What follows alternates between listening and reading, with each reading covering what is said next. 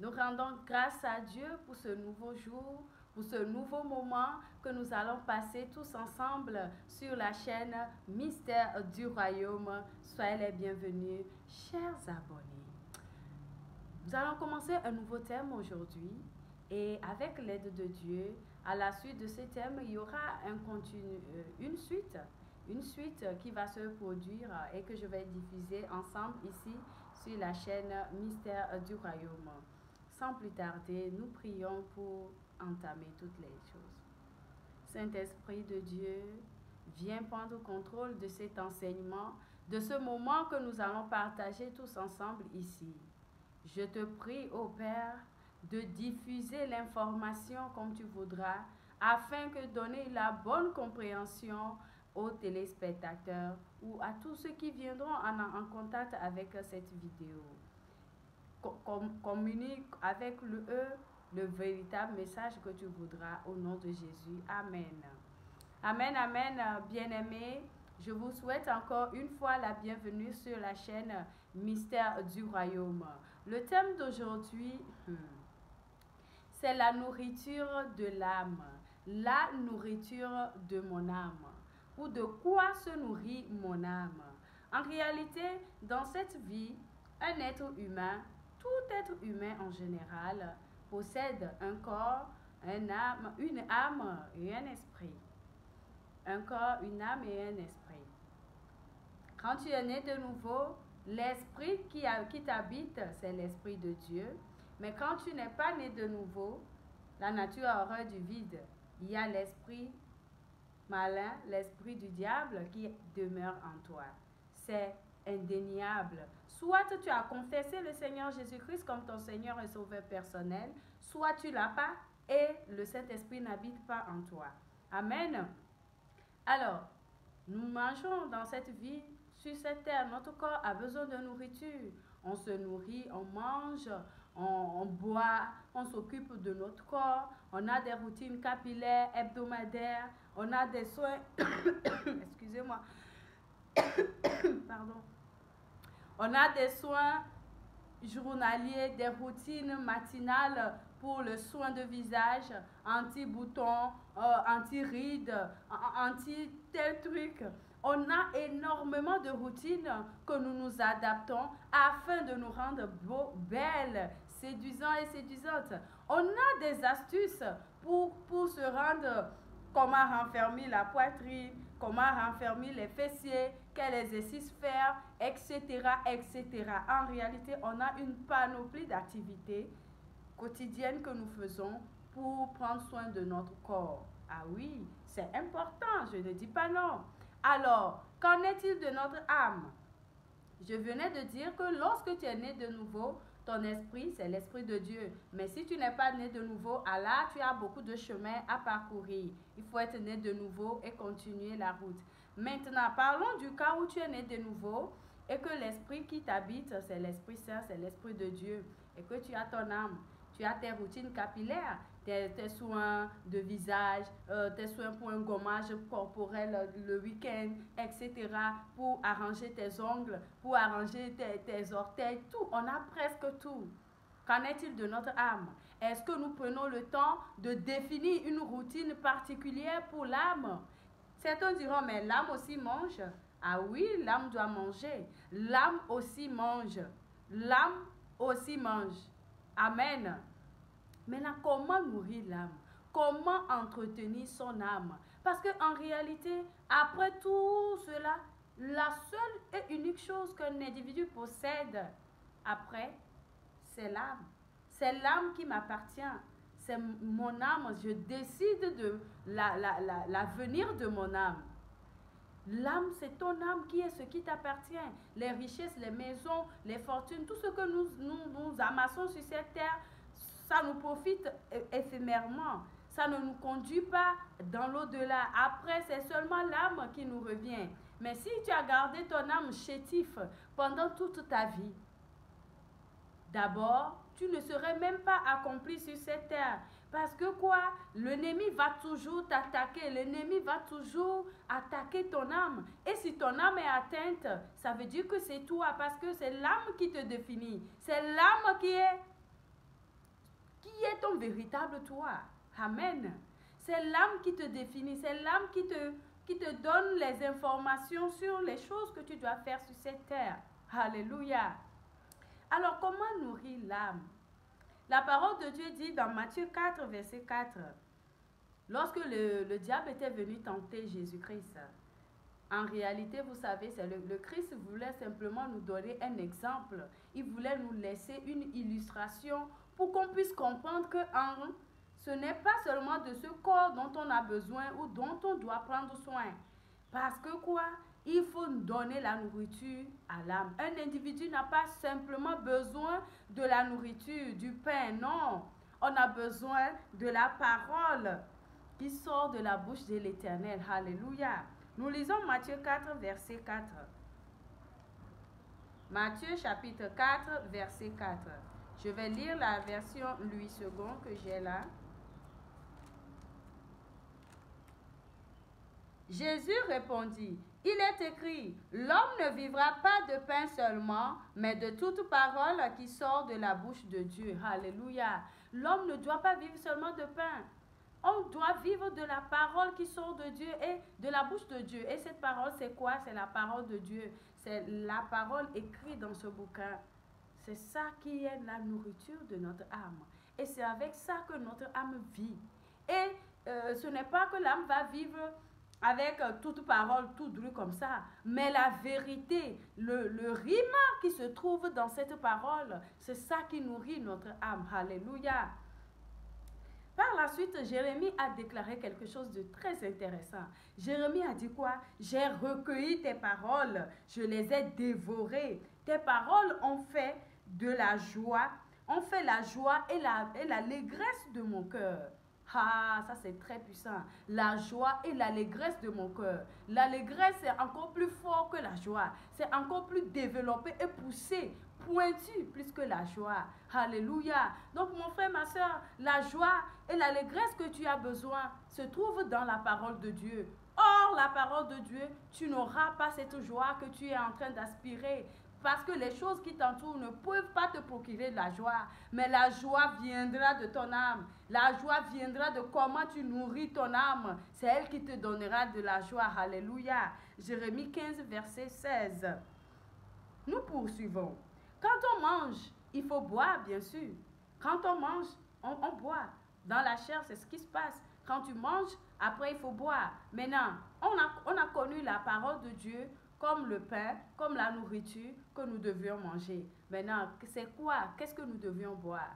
Regardons ce que Jésus-Christ a dit. Jésus-Christ a dit très bien, après un festival qui s'était déroulé, il a dit que moi, je suis le vin, je suis l'eau, la source. Celui qui vient à moi n'aura plus jamais soif. Alléluia. Il est la source d'eau vive. Jésus-Christ est la source d'eau vive pour ton âme. C'est lui qui te donne c'est lui qui t'aide à satisfaire ta soif éternellement. Jean 7, verset 37 à 39. Jean chapitre 7, verset 37 à 39. Le dernier jour du festival, le grand jour de la fête, Jésus, se tenant debout, s'écria, « Si quelqu'un a soif, » regardez comment c'est impersonnel. Ce n'est pas défini principalement à un riche, à un pauvre, à un démuni, non, ou à une femme ou à un homme, à un jeune homme ou à une jeune fille, non. Si quelqu'un, où que tu sois, peu importe qui tu es, si seulement tu as soif, qu'il vienne à moi. Si tu as soif, vas à Jésus-Christ. Vas à Jésus-Christ. Il n'y a pas d'autre chemin.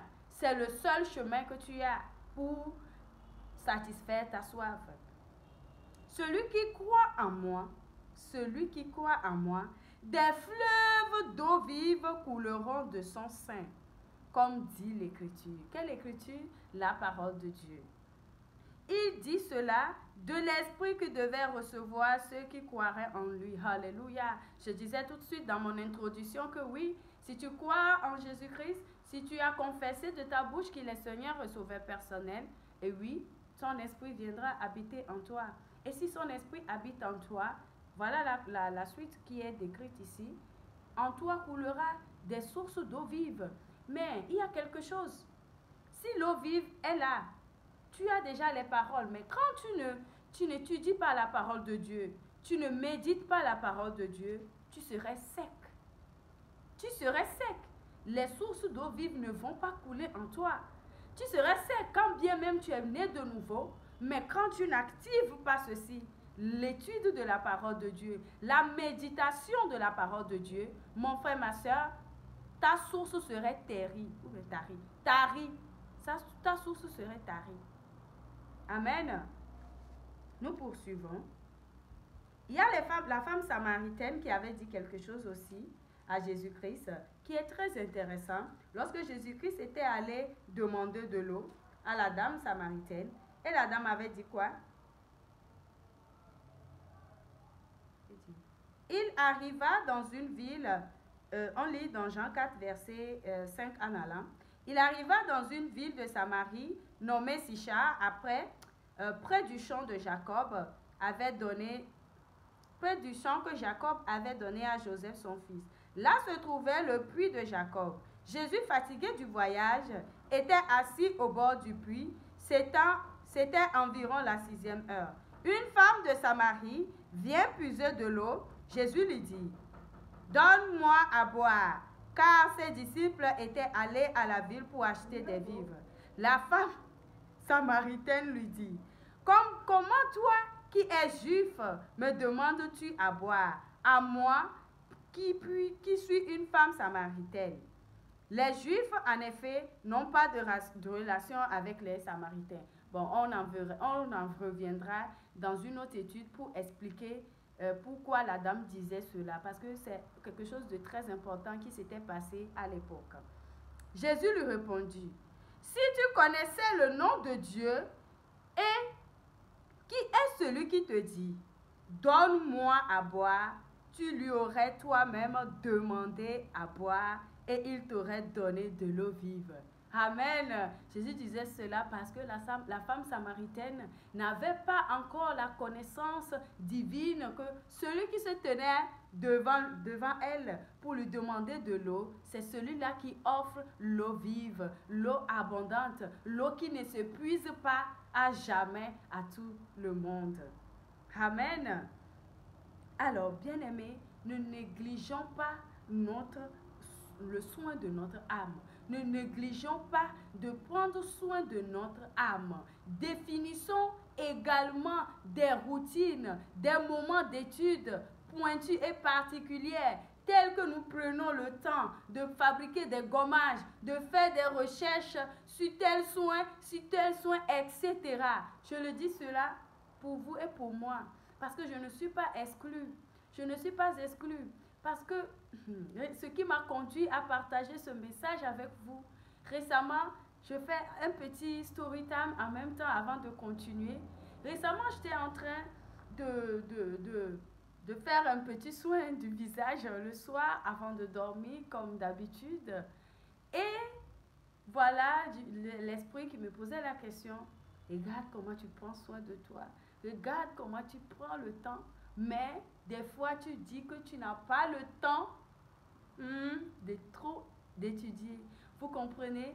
Le Seigneur est en train de nous attendre. Il a soif que nous venons à lui pour qu'il nous déverse des mystères, pour qu'il nous donne des choses cachées que nous-mêmes nous ne connaissons pas. Mais c'est nous-mêmes, nous disons qu'on n'a pas le temps, on s'occupe d'autres choses. On court après des choses qui n'en valent finalement pas la peine.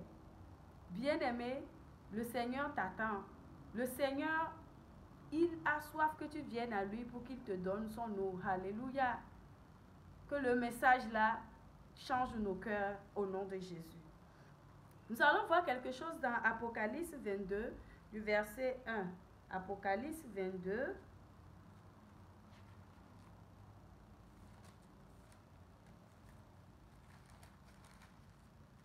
Verset 1. Il me montra un fleuve d'eau de la vie, limpide comme du cristal, qui sortait du trône de Dieu et de l'agneau. Alléluia.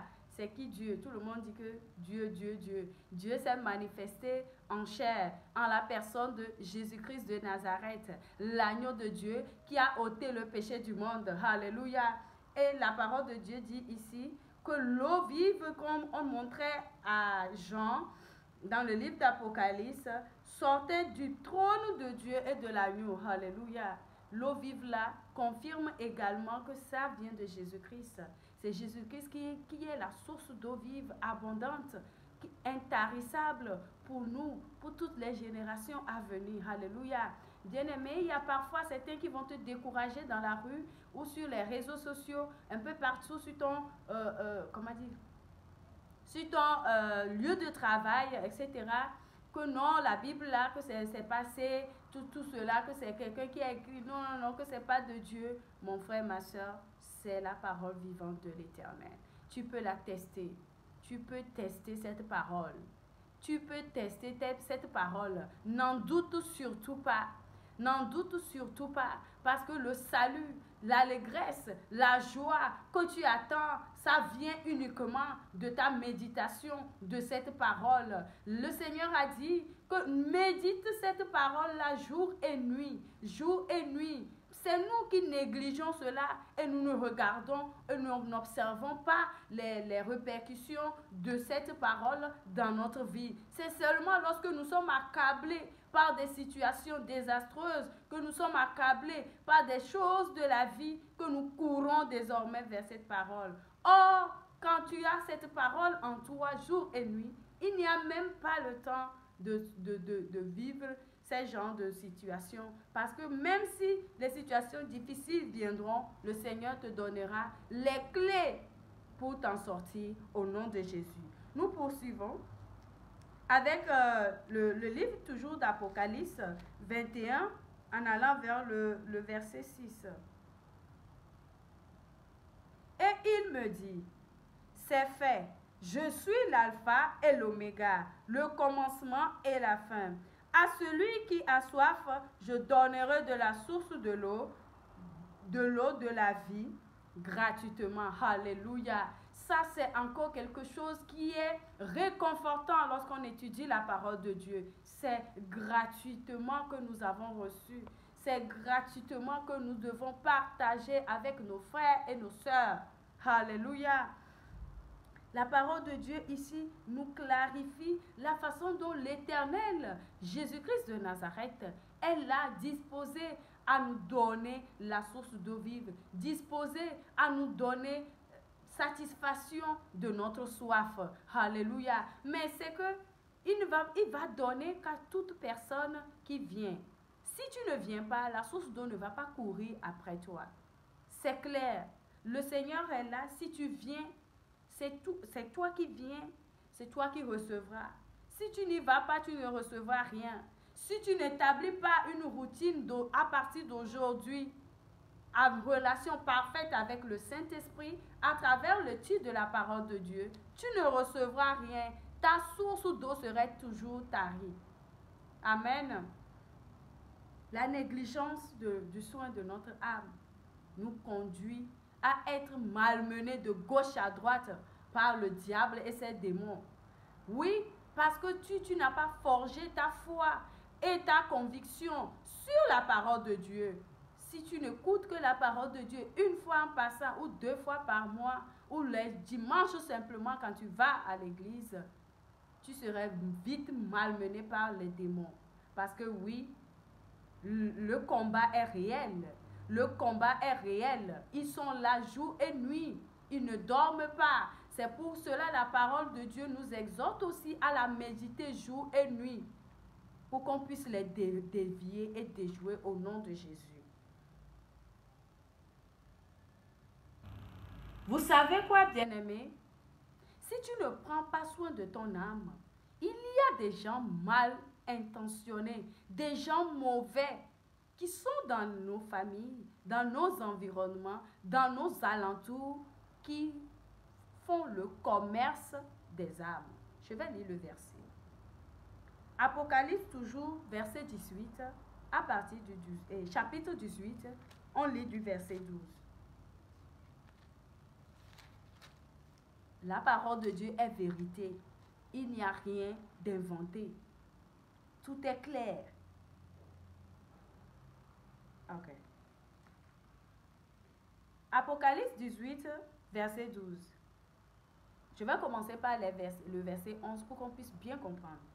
Et les marchands de la terre pleurent et sont dans le deuil à cause d'elle, parce que personne n'achète plus leur cargaison d'or, d'argent, de pierres précieuses, de perles, de fin lin, de pourpre, de soie, d'écarlate, de toute espèce de bois de senteur, de toute espèce d'objet d'ivoire, de toute espèce d'objet en bois, très précieux, en airain, en fer et en marbre, de cinnamome, d'aromates, de parfums, de myrrhe, d'encens, de vin, d'huile, de fine farine, de blé, de bœuf, de brebis, de chevaux, de chars, de corps et d'âmes d'hommes.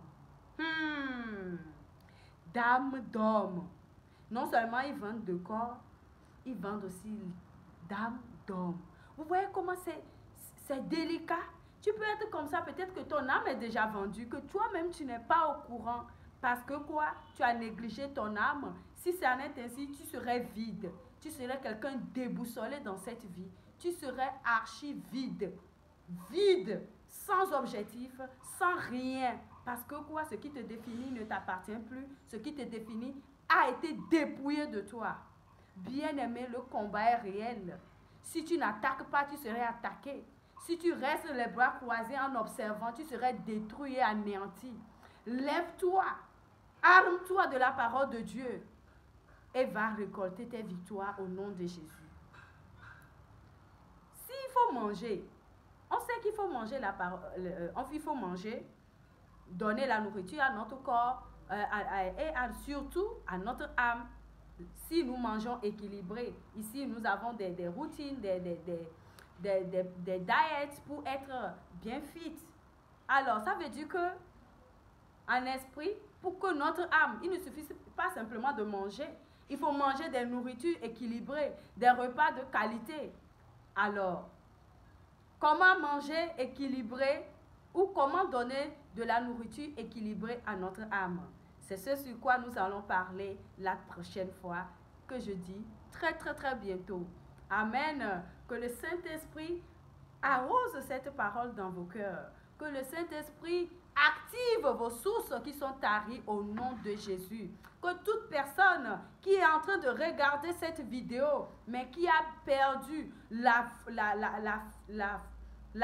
chaleur ou l'intensité de méditer la parole de Dieu à cause de tel ou tel truc, aujourd'hui, je déclare que la chaleur, que le feu du Saint-Esprit ravive l'intensité que tu as perdue là au nom de Jésus. À partir d'aujourd'hui, reprends ton enseignement avec le Saint-Esprit, reprends ta routine et ne t'éloigne plus de ce livre de vie. Sois béni. Amen. Saint-Esprit, je viens de partager le message avec mes frères et sœurs. Le reste du travail se trouve entre tes mains. Continue par opérer dans leur vie et change leur vie au nom de Jésus. Amen. Moi, je vous dis à très très vite pour la suite de cet enseignement. Soyez bénis.